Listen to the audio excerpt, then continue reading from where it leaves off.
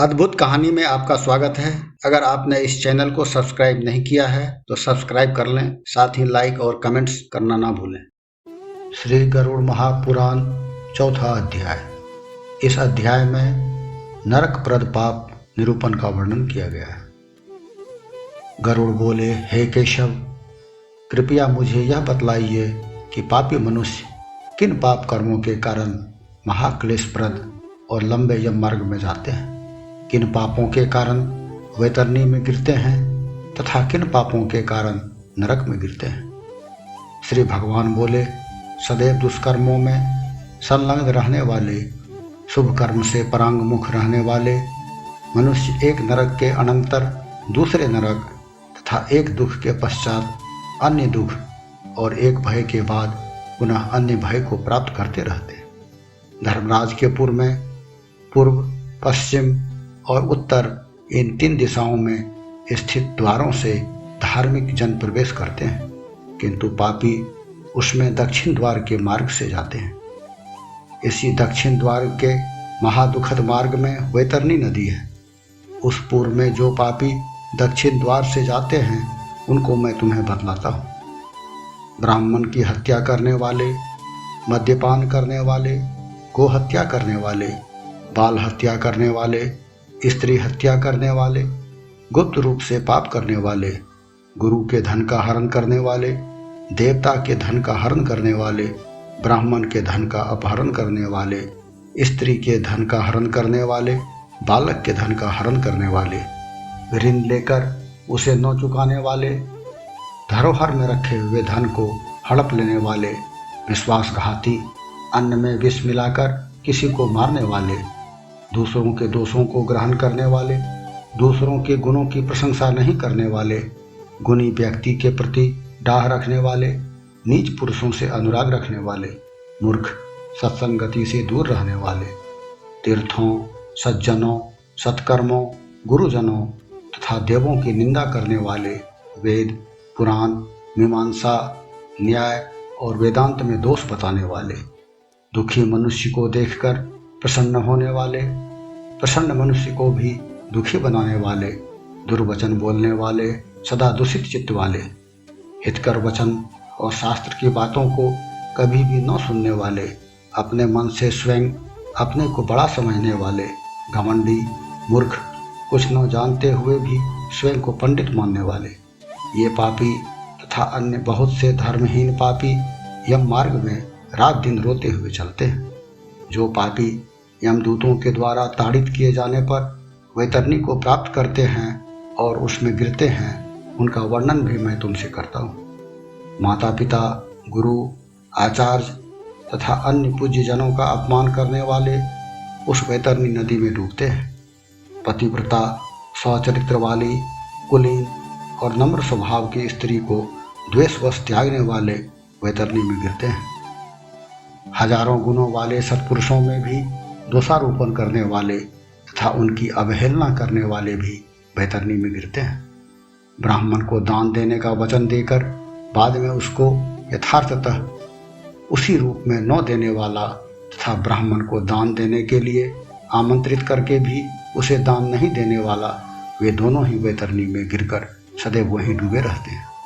स्वयं दिए हुए दान को बाद में वापस लेने वाला, दान देकर पश्चाताप करने वाला, दूसरे की आजीविका को छीनने वाला, दिए हुए या दिए जा रहे दान को देने से रुकवाने वाला, विघ्न उपस्थित करके यज्ञ को नष्ट करने वाला, कथा में विघ्न डालने वाला, खेत की सीमा को हटा बढ़ा देने वाला और गोचर भूमि को खेती के लिए जोतने वाला मनुष्य, दूध, दही, घी, तेल, गुड़ आदि रसयुक्त वस्तुओं को बेचने वाला ब्राह्मण, वृषली अर्थात शूद्री अथवा अपने पति को त्याग कर परपुरुष गमन करने वाली नारी या पितृगृह में रजोदर्शन करने वाली कन्या का पति बनने वाला ब्राह्मण, वेद में बतलाए गए यज्ञ से भिन्न समय में केवल अपने खाने के लिए पशु को मारने वाला ब्राह्मण, ब्राह्मण के योग्य कर्मों को न करने के कारण भ्रष्ट, मांसभोजी, मद्यपान करने वाला, उच्चृंखल स्वभाव का और शास्त्रों का अध्ययन न करने वाला ब्राह्मण, वेद पढ़ने वाला शूद्र, कपिला गौ, आम के नव पल्लव के समान आभा वाली सुनहरे वर्ण की गौ का दूध पीने वाला शूद्र, यज्ञों पवित्र धारण करने वाला शूद्र तथा ब्राह्मणी स्त्री का पति बनने वाला शूद्र, राजा की स्त्री के साथ व्यभिचार की इच्छा करने वाला, किसी भी वर्ण का पुरुष पराई स्त्री का हरण करने वाला, कन्या के साथ कामोपभोग की इच्छा करने वाला और पतिव्रता स्त्रियों के शील को दूषित करने वाला, ये सभी पापी तथा निषिद्ध आचरण करने वाले तथा निषिद्ध आचरण करने के लिए उत्सुक रहने वाले और शास्त्र द्वारा अपने लिए विहित कर्मों को नहीं करने वाले पापी वैतरणी में गिरते हैं। यमलोक के समग्र मार्ग को पार करके पापी यम के भवन में पहुंचते हैं और यम की आज्ञा से यमदूत उन्हें पुनः उसी वैतरणी में फेंक देते हैं। हे गरुड़, वह वैतरणी सभी प्रमुख नरकों की अपेक्षा सर्वाधिक कष्टप्रद है, अतः पापियों को यमदूत उसमें फेंकते हैं। जिन मनुष्यों की मृत्यु के पूर्व काली गौ का दान नहीं दिया गया हो तथा मृत्यु के पश्चात पांडवों के द्वारा जिनका और देही कृत्य, अंत्येष्टि और पिंडदान आदि न किए गए हों, वे उस वैतरणी में अत्यंत कष्ट भोगने के पश्चात उसके तटवर्ती सालमली वृक्ष में जाते हैं। झूठी गवाही देने वाले, धर्म पालन का ढोंग मात्र करने वाले, छल छद्म से धनार्जन करने वाले और चोरी करके अपनी आजीविका चलाने वाले, अत्यधिक वृक्षों को काटने वाले, वन उपवन तथा बाग बगीचों को नष्ट करने वाले, व्रत और तीर्थ करना छोड़कर विधवा स्त्री के शील को नष्ट करने वाले पुरुष तथा पति के ऊपर दोषारोपण करके मन से पर पुरुष की कामना करने वाली नारी तथा ऐसे अन्य पापी भी सालमली के वृक्ष में जाकर अत्यधिक ताड़ित होते हैं। यमदूतों के द्वारा मारे पीटे जाने पर वे पापी उस वृक्ष से नीचे गिर पड़ते हैं। तब यमदूत उन्हें नरकों में फेंकते हैं। अब मैं तुम्हें उन पापियों के विषय में बतलाता हूँ जो उन नरकों में गिरते हैं। नास्तिक, मर्यादा का उल्लंघन करने वाले, कदर्ज, विषय भोग में लिप्त रहने वाले, दंभी और कृतघ्न मनुष्य नरक में गिरते हैं। कुआं, तालाब, बावड़ी, देवालय तथा प्रजाजनों के घरों को तोड़ने वाले मनुष्य नरक में गिरते हैं। जो मनुष्य स्त्री, छोटे बच्चों, पालन करने योग्य पारिवारिक जनों तथा नौकरों चाकरों और गुरुजनों को खिलाए बिना तथा पितृयज्ञ और देव यज्ञ किए बिना भोजन करते हैं, वे नरक में गिरते हैं। जो मनुष्य कीलें गाढ़ कर, बांध बनाकर अथवा लकड़ी पत्थर या कांटे डालकर मार्ग को रोकते हैं, वे नरक में गिरते हैं। जो मूर्ख शिव, पार्वती, विष्णु, सूर्य, गणेश, सदाचारी सज्जन, गुरु तथा विद्वान की पूजा नहीं करते, वे नरक में गिरते हैं। दासी को अपने साथ सैया पर सुलाने वाले ब्राह्मण का अधःपतन हो जाता है। शूद्रा में संतान उत्पन्न करने वाला ब्राह्मण ब्राह्मणत्व से हीन हो जाता है। वह अधम ब्राह्मण नमस्कार के योग्य नहीं है। उसकी पूजा जो मूर्ख करते हैं, वे नरक में गिरते हैं। दूसरों के कलह से प्रसन्न होने वाले जो मनुष्य ब्राह्मणों के कलह तथा गायों अथवा बैलों की लड़ाई को नहीं रुकवाते अपितु उसका अनुमोदन करते हैं, अर्थात उसको बढ़ावा देते हैं, वे नरक में जाते हैं।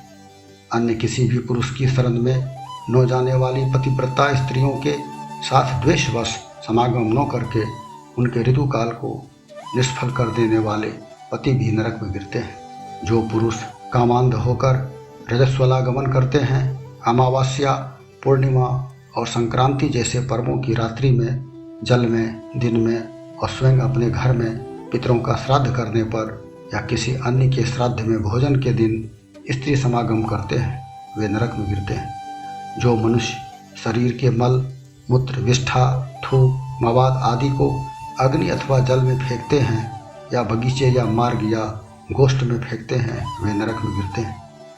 जो मनुष्य शस्त्रों, बाणों तथा धनुषों का निर्माण तथा विक्रय करते हैं, वे नरक में गिरते हैं। चमड़ा बेचने वाले वैश्य, केश बेचने वाली स्त्रियां तथा विष को बेचने वाले व्यापारी आदि सभी लोग नरक में गिरते हैं।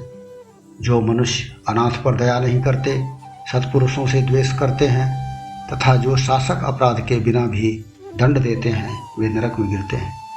आशा लगाकर घर में आए हुए ब्राह्मणों, अतिथियों तथा याचकों को रसोई तैयार होने पर भी भोजन नहीं कराने वाले नरक में गिरते हैं।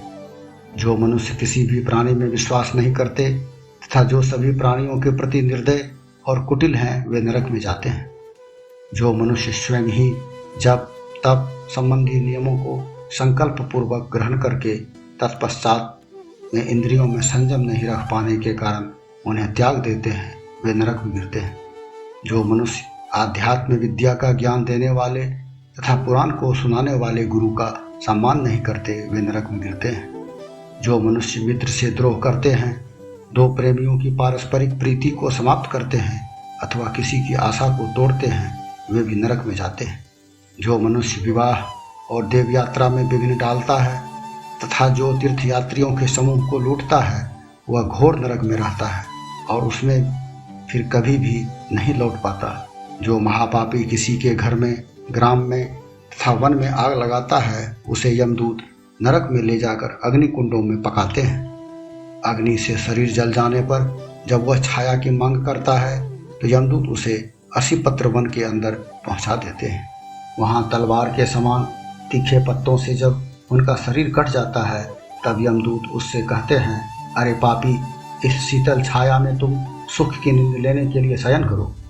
प्यास से पीड़ित होने पर जब वह पीने की इच्छा से पानी मांगता है तो उसे यमदूतों के द्वारा अत्यंत गर्म तेल पीने के लिए दिया जाता है। तब वे यमदूत कहते हैं, पानी पियो और अन्न खाओ। उस गर्म तेल के पीते ही उनकी आंतें जल जाती है और वे गिर पड़ते हैं। किसी प्रकार फिर से उठकर वे अत्यंत दीन होकर विलाप करते हैं। वे विवश होकर केवल उच्छ्वास लेते रहते हैं और कुछ कहने की सामर्थ्य भी उनमें नहीं रहती। हे गरुड़, इस प्रकार पापियों की बहुत सी यातनाएं बतलाई गई हैं। उनको विस्तार से कहने से क्या लाभ? उनका वर्णन तो इतिहास, पुराण और स्मृति आदि सभी शास्त्रों में किया ही गया है। इस प्रकार क्लेश भोगते हुए हजारों नर नारियों को घोर नरक में प्रलय पर्यंत संतप्त किया जाता है। पापी जन नरक में अपने पाप का अक्षय फल भोगकर पुनः वहीं पर जन्म ग्रहण करते हैं।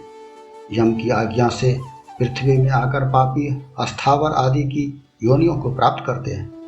वृक्ष, गुल्म, लता, वल्ली, तृण और पर्वतों को अस्थावर कहा जाता है और ये सब महामोह से आवृत रहते हैं। कीड़े, पशु पक्षी, जलचर तथा देव योनियों के प्राणियों सहित कुल मिलाकर 84 लाख योनियां कही गई हैं।